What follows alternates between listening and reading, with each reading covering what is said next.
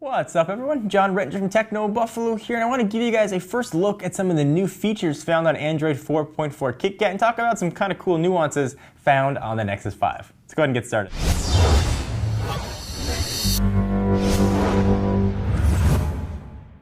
So there are a ton of new features crammed into Android 4.4 KitKat. We'll talk about some of the highlights, and there are also some really cool subtle things about the Nexus 5. We ran through all the specs, the Snapdragon 800 and the rest of that, but some things you might not notice. The buttons on the side are all ceramic, so they'll be really durable if the phone lands on its side. They also have kind of a nice feel to it.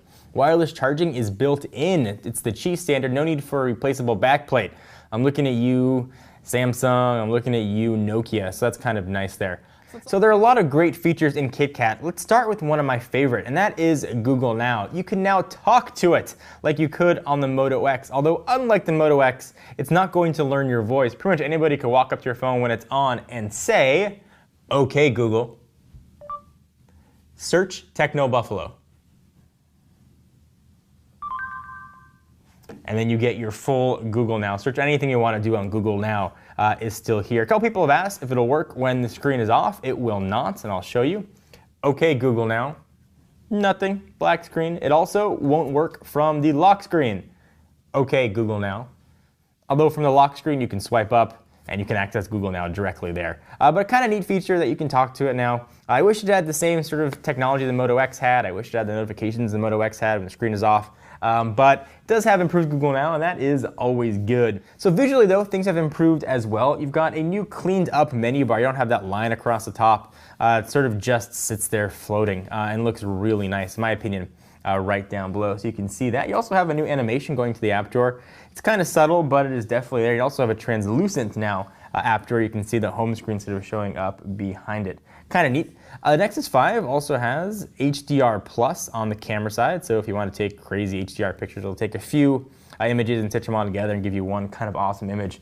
That's here as well. It was right there, HDR Plus on or HDR Plus off. Also, just kind of neat something I found while playing around. The zoom has been tweaked, so if you zoom in, it tells you how far or what percentage zoom you're using. So 3 times, 4 times, 5 times, whatever it is, will show you right there. It's kind of a neat visual cue that I found.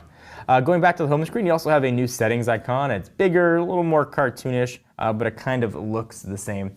You can now move home screens, which is kind of neat as well. You can have, whatever home screens you want, but if you hold it down, you can not only move them left or right, but you now get this new screen, go into wallpapers, widgets, or jump right into settings. So that was kind of improved as well. You've got some other things here, smart dialer to prioritize contacts based on who you call or search the most. Also, you can search for restaurants and stuff right from the dialer. Caller ID here is improved as well. If it doesn't recognize a number, it'll search Google to try and find what that is, and it'll show you when it calls. Hangouts is now integrated with SMS, which you might like, you might not like. For me, I don't enjoy that. One of the nice things about Android is you can download any third-party SMS app and set it as default if you don't want to use Hangouts. Emoji are built into the keyboard as well, and you've got some improved settings and ability for wireless printing, which now has its own little setting here in the settings window. So you can see Cloud Print or send right to HP services. So that's kind of neat and new. There are a lot of other tweaks here on Android 4.4 KitKat. These are some of the big ones. I would have liked to have seen some other things, like a default way to show the battery percentage would have been nice. Obviously, you can do that with Cyanogen. There are apps and widgets you can do that'll show it, but I would have liked that to have been built in. First impressions though have been really positive. Nexus 5, it feels great. Android's really, really quick, as you'd expect from a Snapdragon 800 with no skin on it.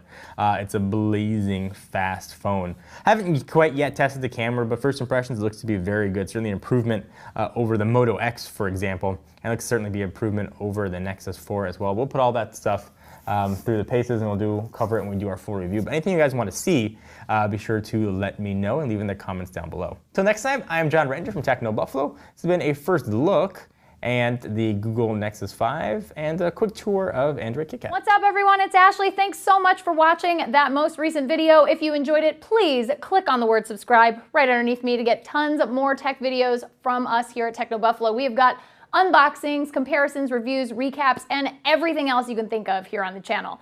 If you're in the mood for more technology, just click right over here to check out some of our most recent videos. See you next time, humans.